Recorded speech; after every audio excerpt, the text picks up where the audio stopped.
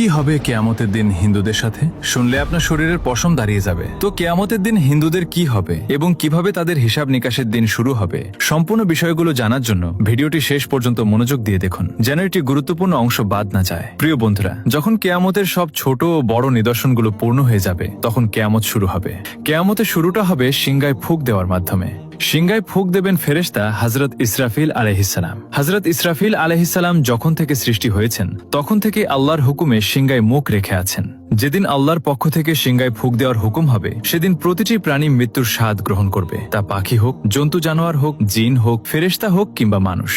এমনকি আকাশ ফেটে গলিত তামার মতো লাল হয়ে যাবে। সূর্য ও চাঁদ দুটোই নিস্তেজ হয়ে একত্রিত হয়ে যাবে। তারাগুলো অনুজ্জ্বল হয়ে ছড়িয়ে পড়বে।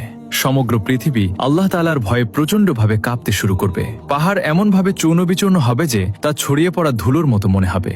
নদী ও সমুদ্রের পানি আগুনের মতো জ্বলে উঠবে। এই পৃথিবীতে যা কিছু জীবনের মতো অবশিষ্ট থাকবে, সবকিছু ধ্বংস হয়ে যাবে। এমনকি শেষ পর্যন্ত সেই প্রাণ যিনি সিংগায় ফুঁক দিচ্ছেন, অর্থাৎ হযরত ইসরাফিল আলাইহিসসালাম, তাকেও আল্লাহ তাআলা মৃত্যু দেবেন। আর সেদিন শুধুমাত্র একমাত্র মহান রব্বুল আলামিনের সত্তাই অবশিষ্ট থাকবে।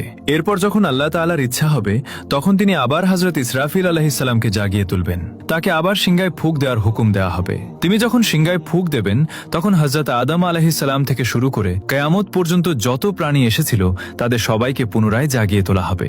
সেই সময় সবার আগে কবর থেকে বের হয়ে আসবেন সৃষ্টির শ্রেষ্ঠ নবীদের ইমাম হযরত মুহাম্মদ মুস্তাফা সাল্লাল্লাহু আলাইহি ওয়াসাল্লাম। এরপর হযরত মুসা আলাইহিসসালাম তার কবর থেকে উঠে দাঁড়াবেন। তারপর বাকি মানুষও তাদের কবর থেকে বের হতে শুরু করবে। তাদের সবাইকে হাসরের ময়দানে নিয়ে আসা হবে। সেখানে সব পুরুষ ও নারী নগ্ন দেহে এবং খালি পায়ে থাকবে। কিন্তু ভয় ও আতঙ্কের কারণে কেউ কারো দিকে তাকানোর মতো সাহস পাবে না।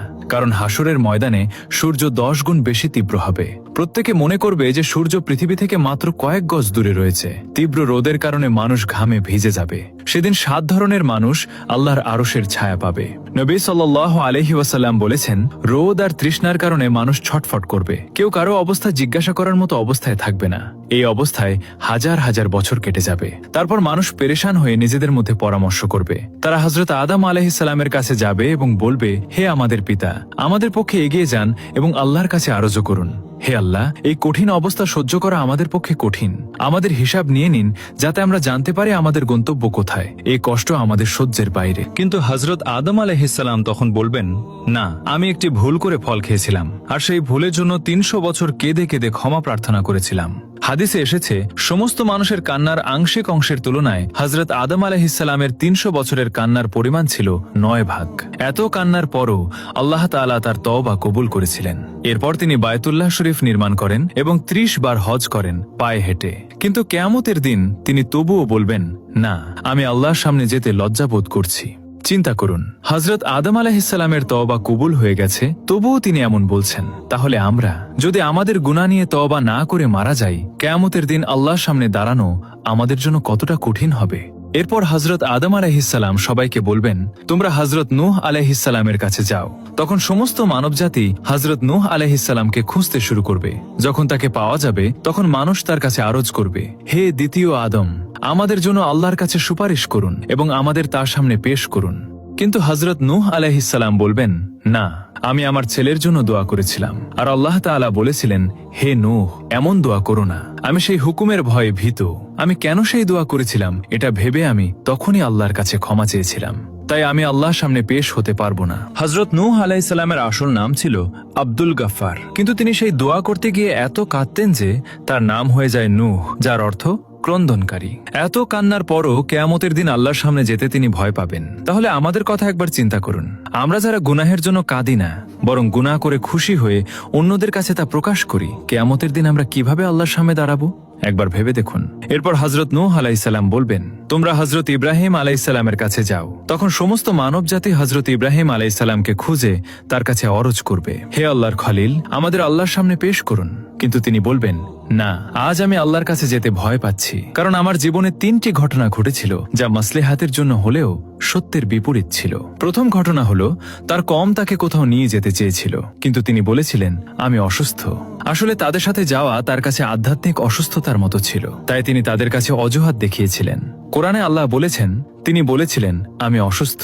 এখানে তিনি অসুস্থতার অজুহাত দেখিয়েছিলেন, যা সত্যের বিপরীত ছিল। তাই তিনি বলবেন, আমি আল্লাহর সামনে যেতে লজ্জাবোধ করছি। দ্বিতীয় ঘটনা ছিল, তিনি তার স্ত্রী হযরত সারা রাদিয়াল্লাহু আনহাকে নিয়ে মিশরের দিকে যাচ্ছিলেন। সেখানে এক জালেম বাদশাহ ছিল। সে তার সৈন্যদের বলেছিল, যেখানে কোনো সুন্দরী নারী দেখবে তাকে ধরে আমার কাছে নিয়ে এসো। আল্লাহ তাআলা হযরত সারাকে অপূর্ব সৌন্দর্য দিয়েছিলেন, তাই সৈন্যরা তাকে ধরে নিয়ে যায়। সেই বাদশার নিয়ম ছিল, যদি কোনো নারীর স্বামী থাকে তাকে হত্যা করা হতো, কিন্তু যদি ভাই বা বাবা থাকতো তাকে হত্যা করা হতো না, তবে অন্যায় করা হতো। হযরত ইব্রাহিম আলাইহিস সালামের কাছে যখন জিজ্ঞাসা করা হলো, তুমি এই নারীর কে হও, তখন তিনি নিজের জীবন বাঁচাতে বললেন, এ আমার বোন। আল্লাহ তাআলা বলেছেন, ইমানদাররা ভাই ভাই। তাই ইমানের দিক থেকে হযরত সারাকে তিনি বোন বলেছিলেন। এটি শরীয়তের দৃষ্টিকোণ থেকে জায়েজ ছিল, কারণ জীবন বাঁচানোর জন্য হারামও হালাল হয়ে যায়। তবুও তিনি এই কথার জন্য লজ্জাবোধ করেছিলেন। তৃতীয় ঘটনা ছিল, তিনি একবার মূর্তি ভেঙেছিলেন। যখন কাফিরা তাকে জিজ্ঞাসা করল, আমাদের মাবুদকে কে ভেঙেছে, তিনি বললেন, তোমরা তাকে জিজ্ঞাসা করো যাকে তোমরা বড় মনে করো। তিনি মূর্তি ভেঙে কুড়ালটি বড় মূর্তির কাঁধে রেখে দিয়েছিলেন। তাই তিনি বললেন, বড় মূর্তির কাছে জিজ্ঞাসা করো। এটি তেমন বড় কথা না হলেও কাফিরদের বোঝানোর জন্য করা হয়েছিল, কিন্তু এটি সত্যের বিপরীত ছিল। তাই তিনি বলবেন, আল্লাহর খলিল হওয়া সত্ত্বেও আমি আল্লাহর সামনে যেতে লজ্জাবোধ করছি।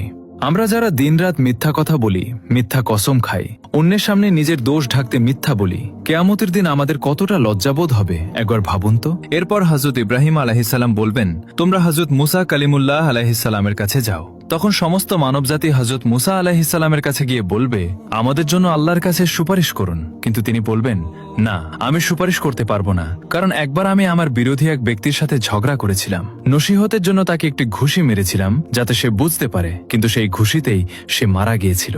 আমি আল্লাহর কাছে ক্ষমা চেয়েছিলাম, তবুও সে আমার ঘুষিতে মারা গিয়েছিল। তাই আমি আল্লাহর সামনে যেতে লজ্জাবোধ করছি। তারপর হযরত মুসা আলাইহিস সালাম বলবেন, তোমরা হযরত ঈসা আলাইহিস সালামের কাছে যাও। তখন সমস্ত মানবজাতি হযরত ঈসা আলাইহিস সালামের কাছে গিয়ে বলবে, আমাদের জন্য আল্লাহর কাছে সুপারিশ করুন। কিন্তু তিনি বলবেন, না, আমি আল্লাহর সামনে যেতে ভয় পাচ্ছি, কারণ আমার উম্মত আমাকে এবং আমার মাকে আল্লাহর সাথে শরিক করে ফেলেছিল। আজ যদি আল্লাহ আমাকে জিজ্ঞাসা করেন, তুমি কি বলেছিলে আমার সাথে তোমাকে আর তোমার মাকে শরিক করতে, তাই আমি আল্লাহর সামনে যেতে ভয় পাচ্ছি। তারপর হযরত ঈসা আলাইহিস সালাম বলবেন, তোমরা আল্লাহর প্রিয় নবী হযরত মুহাম্মদ সাল্লাল্লাহু আলাইহি ওয়াসাল্লামের কাছে যাও। তখন সবাই নবী সাল্লাল্লাহু আলাইহি ওয়াসাল্লামের কাছে যাবে। সেই সময় আল্লাহ তাআলা নবীদের জন্য মিম্বার তৈরি করবেন। সব নবী তাদের নিজ নিজ মিম্বারে বসবেন। নবী সাল্লাল্লাহু তাআলা আলাইহি সাল্লামের জন্য একটি মিম্বার তৈরি করা হবে, কিন্তু তিনি সেই মিম্বারে বসবেন না, কারণ তার মনে হবে, যদি আমি এই মিম্বারে বসি তাহলে এটি জান্নাতে চলে যেতে পারে, আর আমার গুনাহগার উম্মত পেছনে থেকে যাবে। তখন আল্লাহ তাআলা জিজ্ঞাসা করবেন, হে আমার প্রিয় বন্ধু, আপনি মিম্বারে বসছেন না কেন? তখন তিনি বলবেন, হে আল্লাহ, আমার উম্মতের গুনাহের বিষয়ে এখনো ফায়সালা হয়নি, আমি কিভাবে মিম্বারে বসি? এরপর আল্লাহ তাআলা তার উপর একটি বিশেষ তাজাল্লি প্রকাশ করবেন। নবী সাল্লাল্লাহু তাআলা আলাইহিস সালাম বলেছেন, সেই তাজাল্লির কারণে আল্লাহ তাআলা আমাকে মাকামে মাহমুদ দান করবেন। আমি সেখানে গিয়ে একটি সিজদা করব, আর সেই সিজদায় আল্লাহর এমন প্রশংসা করব যা আগে কেউ করেনি এবং পরেও কেউ করবে না। কান্নারত অবস্থায় আমি সেই সিজদা করব। আল্লাহ তাআলা আমার সিজদা কবুল করবেন এবং জিজ্ঞাসা করবেন, হে আমার প্রিয় বন্ধু, আপনি কি চান? আমি বলবো, হে আল্লাহ, আপনার বান্দাদের হিসাব নিয়ে নিন। আল্লাহ তাআলা বলবেন, ঠিক আছে। হাদিসে এসেছে, যখন অনুমতি দেওয়া হবে তখন নবী সাল্লাল্লাহু তাআলা আলাইহি ওয়াসাল্লাম হযরতে আবু বকর রাদিয়াল্লাহু আনহুর হাত ধরে আল্লাহর সামনে পেশ করতে চাইবেন, যাতে হিসাব শুরু হয়। এটি শুনে হযরতে আবু বকর রাদিয়াল্লাহু আনহুর চোখে পানি এসে যাবে। তিনি বলবেন, হে আল্লাহর নবী সাল্লাল্লাহু আলাইহি ওয়াসাল্লাম, আমি জীবনের শেষ সময়ে মুসলিম হয়েছিলাম। আমার জীবনের বেশিরভাগ সময় ইসলামের আগে কেটেছে, তাই আমি চাই না আমাকে আগে পেশ করা হোক। কিন্তু আল্লাহর প্রিয় নবী সাল্লাল্লাহু আলাইহি ওয়াসাল্লাম বলবেন, হে আবু বকর, তোমাকে এগিয়ে যেতে হবে। তখন হযরত আবু বকর রাদিয়াল্লাহু আনহু এগিয়ে যাবেন এবং নবী সাল্লাল্লাহু আলাইহি ওয়াসাল্লাম যা করেছিলেন তিনি তাই করবেন। তিনি আল্লাহর সামনে সিজদায় পড়ে যাবেন এবং কাঁদতে শুরু করবেন। কিতাবে লেখা আছে, সিদ্দিক আকবর রাদিয়াল্লাহু আনহু এত কাঁদবেন যে আল্লাহ তাআলা বলবেন, হে আমার প্রিয় নবীর ঘনিষ্ঠ বন্ধু, কেন কাঁদছো? সিজদা থেকে মাথা তুলে বলো, তুমি কি চাও? আল্লাহ তাআলা তার সিজদা কবুল করবেন এবং তার উপর একটি বিশেষ তাজাল্লি প্রকাশ করবেন। হাদিসে এসেছে, কিয়ামতের দিন আল্লাহ তাআলা সবার উপর সাধারণ তাজাল্লি প্রকাশ করবেন, কিন্তু হযরত আবু বকর রাদিয়াল্লাহু আনহুর উপর বিশেষ তাজাল্লি প্রকাশ করবেন। আল্লাহ তাআলা তার প্রিয় নবীর এই বন্ধুর প্রতি এত খুশি হবেন যে তার উপর বিশেষ তাজাল্লি প্রকাশ করবেন। তারপর হযরত ওমর রাদিয়াল্লাহু আনহুকে পেশ করা হবে। হাদিসে এসেছে, যখন হযরত ওমর এগিয়ে যাবেন তখন আল্লাহ তাআলা বলবেন, হে ওমর, তোমার উপর শান্তি বর্ষিত হোক। আরেকটি হাদিসে আছে, কিয়ামতের দিন আল্লাহ তাআলা সবার আগে হযরত ওমর রাদিয়াল্লাহু আনহুকে সালাম দিবেন। তিনি এমন পবিত্র জীবন যাপন করেছিলেন যা তার আমল দেখে আল্লাহ তাআলা খুশি হবেন। এরপর আল্লাহর প্রিয় হযরত উসমান রাদিয়াল্লাহু আনহুকে পেশ করা হবে। কিতাবে লেখা আছে, যখন হযরত উসমান আল্লাহর সামনে পেশ হবেন তখন আল্লাহ তাআলা তার হিসাব খুব দ্রুত নিয়ে নেবেন। এরপর হযরত আলী রাদিয়াল্লাহু আনহুকে আল্লাহর সামনে পেশ করা হবে। হাদিসে এসেছে, কিয়ামতের দিন সবচেয়ে সহজ ও দ্রুত হিসাব হবে হযরত আলী রাদিয়াল্লাহু আনহুর। যখন নবী সাল্লাল্লাহু আলাইহি ওয়াসাল্লামের 4 জন প্রিয় সাহাবী পেশ হয়ে যাবেন, তখন আল্লাহ তাআলার জালাল জামালে রূপান্তরিত হবে। তিনি বলবেন, আজ আমার নেক বান্দাদের আলাদা করো। তখন কাফের ও মুশরিকদের একদিকে এবং নেক বান্দাদের আরেক দিকে আলাদা করা হবে। এরপর সবার আমলের হিসাব নেওয়া হবে। তারপর আল্লাহ তাআলা বলবেন, জাহান্নামের উপর দিয়ে পুলসিরাত পার হয়ে নেক লোকেরা জান্নাতে যাও। যখন মুমিন বান্দারা পুলসিরাত পার হতে শুরু করবেন, তখন কিছু মুমিন এমন হবেন যারা বিদ্যুতের গতিতে পার হয়ে যাবেন। কেউ বাতাসের গতিতে, কেউ ঘোড়ার গতিতে, কেউ দৌড়ানো মানুষের গতিতে, কেউ হাঁটার গতিতে, আর কেউ হামাগুড়ি দিয়ে পার হবেন। যারা পুলসিরাত পার হয়ে যাবেন, আল্লাহ তাআলা তাদের জান্নাত দান করবেন। যখন তারা পুলসিরাত পার হয়ে যাবেন, তখন নবী করিম সাল্লাল্লাহু আলাইহি ওয়াসাল্লাম মনে করবেন, আমার উম্মতের সবাই আমার সাথে এসে গেছে এবং জাহান্নাম থেকে মুক্ত হয়েছে। তিনি তাদের নিয়ে জান্নাতে প্রবেশ করবেন। কিন্তু যে মুসলিমরা পুলসিরাত পার হতে গিয়ে জাহান্নামে পড়ে যাবেন, তাদের শাস্তি হবে। প্রিয় দর্শক, কিয়ামতের দিনের এই ভয়াবহ দৃশ্য আমাদের জন্য সতর্ক বার্তা। আজ আমরা যে গুনাহকে গুনাহ বলে মনে করি না, সেই গুনাহ নিয়ে যদি মৃত্যুবরণ করি, তবে কিয়ামতের দিন আল্লাহর সামনে দাঁড়ানো আমাদের জন্য কত কঠিন হবে। তাই আসুন আজই তওবা করি, নেক আমলে ফিরে আসি এবং আমাদের আমলনামা সুন্দর করার চেষ্টা করি। প্রিয় বন্ধুরা, ভিডিওটি যদি আপনাদের কাছে ভালো লাগে ও উপকারী মনে হয়, তাহলে ভিডিওতে লাইক দিন আর শেয়ার করে বিষয়টি সবাইকে জানার সুযোগ করে দিন। আর অবশ্যই চ্যানেলটি সাবস্ক্রাইব করুন। এই ভিডিও সম্পর্কে আপনার যে কোনো মতামত জানাতে অবশ্যই কমেন্ট করুন। আল্লাহ হাফেজ।